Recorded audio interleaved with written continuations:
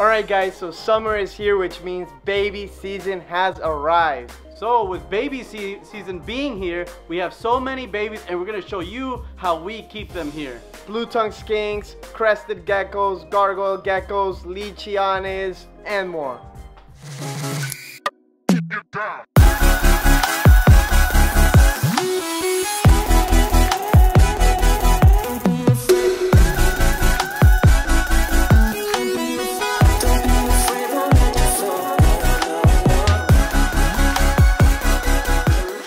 So this is how we keep all of our baby blue-tongued skinks. We keep them in V18 racks, and pretty simple here. All I have is a hide, some cypress mulch substrate. You can also use like aspen and cocoa fiber, just different stuff, but I like cypress mulch. Always make sure they have a water bowl, and you know, just keep it simple, give them options to hide. And in the back here, which you can't really see, it's about a 95 to 100 degree hot spot, and the cool side is mid 80s. So you do want that thermal regulation, so when they want to warm up, they go to the back. When they want to cool down, they come to the front. So these guys right now, we're feeding them wet cat food, high quality wet cat food. It's good because their growing process does need a lot of animal proteins. That's why we offer that to them. As they get older, we switch them to wet dog food. And if you guys are interested in any blue-tongued skink, we will be posting them all June 1st on the website. There's going to be tons of babies, red, oranges, yellows, classics, whites. We're going to have it all. So make sure you guys check it out June 1st. Alright, so this year was actually the first time we ever produced Leachie babies, giant gecko babies. And the baby we got so far is from Miss Thickums and Monster, which is in here. Miss Thickums is a mix of a GT, a Moro, and a Pine Island, I believe. So she has some really nice pinks. That's why I got her. A really nice busy pattern. The blotches are kind of, you know, messy, and she has nice pinks, nice lime green background. And Monster is also a GT Leachie, and he has some nice pinks and a green background, so that's why I paired them up. She is looking awesome. She's doing good for, she's laid already like 2 or 3 clutches, and she is doing really good. As you can see, she has some bite marks on the top of her head because that's what happens when Leachies breed, which is not a very easy thing to get them to do, but so far so good. And I want to show you the baby, which is over here. Also wanted to tell you guys how we set these up. Never mind the poop. As you can see, Leachies love to get on the wall right here and then poop and smear it all over their enclosure. But I'm not too mad because she gave us eggs. So basically for the Leachianes, what we want to do is give them a lot of cork bark. They love to hide inside their cork bark. We give them mulch substrate, a big water bowl because they do drink a lot of water. And of course their food bowl, we fill it up nice and high because Leachies are not like crested geckos. They actually eat a lot. So for the baby, we basically set it up very similar to how we do the crested geckos. You could give them a small piece of cork bark, some fake plants. You know, here, since we're using very simple setups, we use brown paper or a toilet paper tube because they do like to hide in there. And guys, keep in mind that simple is better with Leachie, especially. If you give a baby Leachie like this, an enclosure like this, it is not going to do good. You want to keep it somewhere where it feels, you know, like it's kind of tight, cramped, secure. You want to make sure the humidity is nice and high. This container keeps the humidity a lot better than something like this would. So you want to make sure that the humidity is high. You know, it's not wet, but you want to keep it like around 70 to 80% humidity. Basically, the Leachie is going to be hiding in its little cork bark or in its little plants.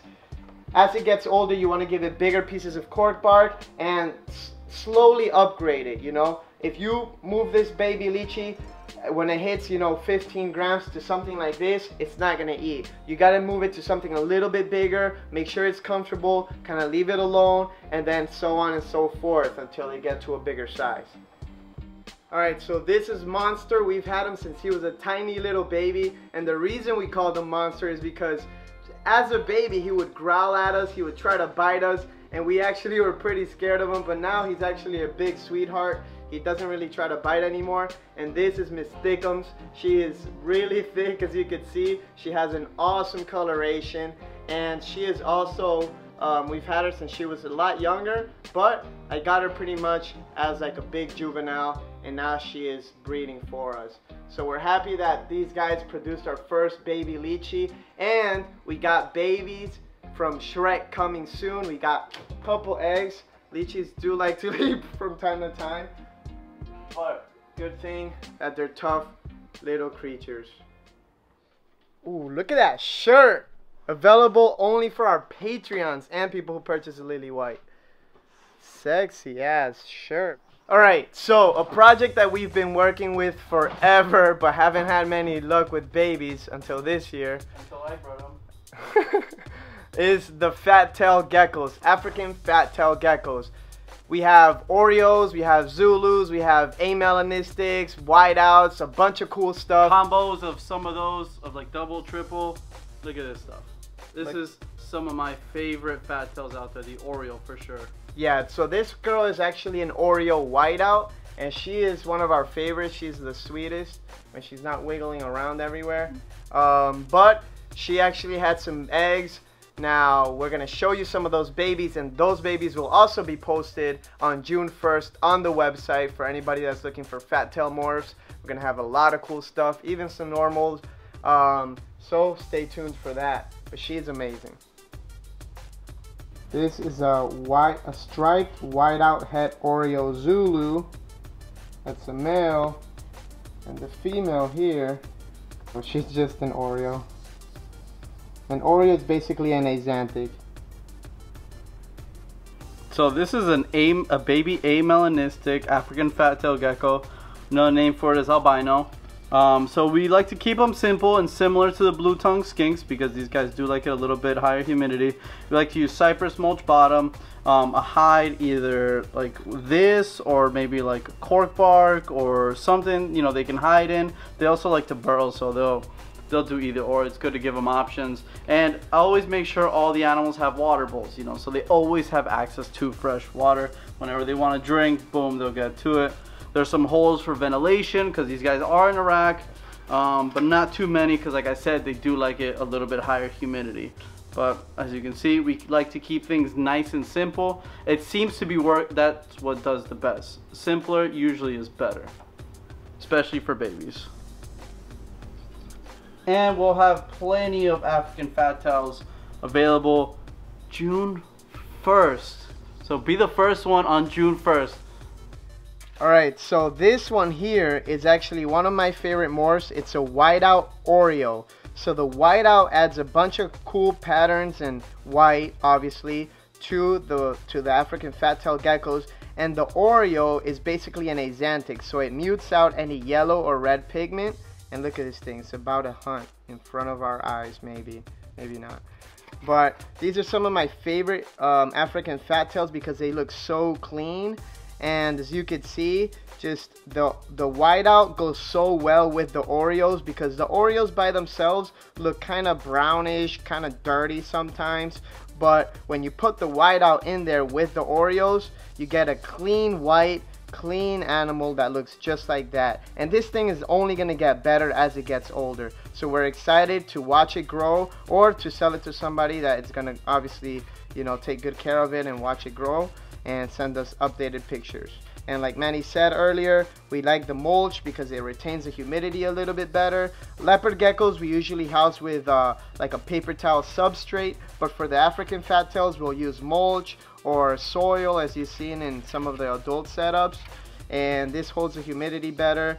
They do like the humidity a little bit better than the leopard geckos.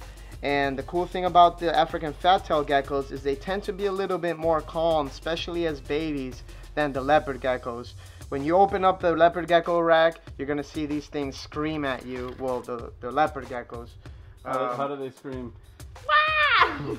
The African fat-tailed geckos are pretty chill. They kind of let you grab them, and just look at how cute that little face is. Doesn't get cuter than that.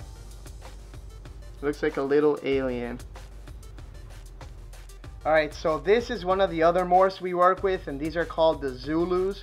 Zulus basically make the bands that are on the back of the African fat-tailed gecko connect, and it makes one big band in the middle, just like this little guy right here. So this is a striped Zulu because you can see the stripe that goes from the top of the head all the way down to the tail. And obviously it has that Zulu pattern. These are some of the coolest in my opinion. It's a recessive trait. So if I breed this to a normal, all the babies are going to be het for Zulu, which means they carry the gene, but they do not show the gene. And if you breed those two babies together that look normal, they will produce some Zulu babies because they're heterozygous for Zulu. Cute little geckos. Cool patterns. And check that face out.